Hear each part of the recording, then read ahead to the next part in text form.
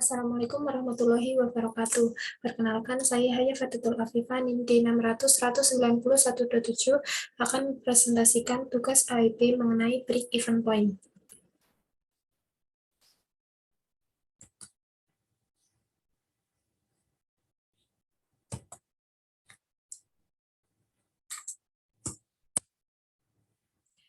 Pengertian break even point itu sendiri adalah keadaan di mana tingkat penjualan atau pendapatan yang diperoleh dan modal yang digunakan untuk menghasilkan laba berada dalam posisi yang sama. Dengan kata lain, break even point terjadi apabila total pendapatan dari penjualan sama persis dengan total biaya produksi. Selanjutnya adalah tujuan dan manfaat break even point. Yang pertama yaitu tujuan. Tujuannya yang pertama menekan biaya produksi, yang kedua mempertahankan tingkat harga produk, yang ketiga menentukan harga produk dengan perhitungan sehingga harganya sesuai dengan target keuntungan, yang kedua manfaat. Manfaat yang pertama adalah mengetahui jumlah penjualan minimum yang harus dipertahankan. Yang kedua, mengetahui dampak perubahan harga. Dan yang terakhir yaitu perusahaan dapat menentukan ragam produk untuk mencapai tingkat keuntungan. Selanjutnya, faktor-faktor yang mempengaruhi BEP itu sendiri. Yang pertama itu perubahan biaya tetap.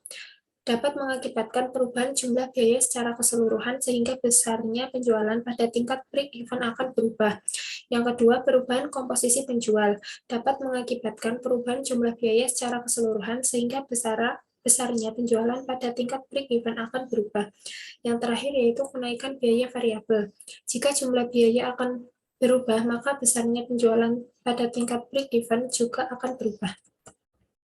Rumus dari BEP itu sendiri yang pertama ada atas dasar unit dengan rumus BEP sama dengan FC per P dikurangi VC. Keterangannya FC itu biaya tetap, P harga jual per unit, VC variabel cost per unit. Rumus yang kedua itu atas dasar penjumlahan produk dalam rupiah dengan rumus BEP sama dengan FC per 1 min FC per P dengan keterangan FC biaya tetap, P harga jumlah per unit, VC variabel cost per unit. Di sini ada contoh studi kasus mengenai perhitungan BEP. PT Indojaya merupakan perusahaan yang bergerak di bidang pembuatan masker di Klaten. Perusahaan tersebut sedang mempertimbangkan untuk mempertahankan merek buatannya sendiri atau tidak yang bermerek Masker Selection. Perusahaan tersebut ingin mengetahui apakah Masker Selection tersebut memberikan dampak terhadap keuangan perusahaan atau tidak.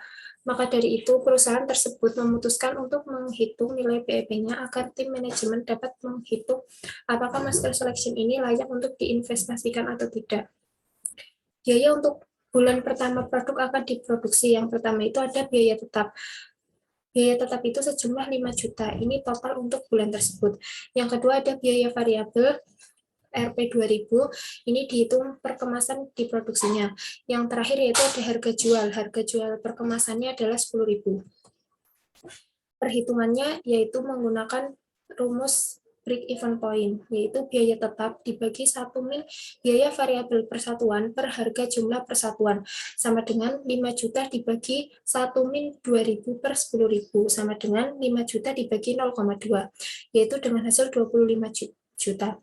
Jadi kesimpulannya adalah PT Indojaya perlu menjual Masker Selection senilai Rp 25 juta di bulan itu untuk mencapai titik impas. Jika melebihi jumlah tersebut akan menjadi keuntungan bagi perusahaan. Sekian presentasi dari saya, apabila ada salahnya saya mohon maaf. Sekian, wassalamualaikum warahmatullahi wabarakatuh.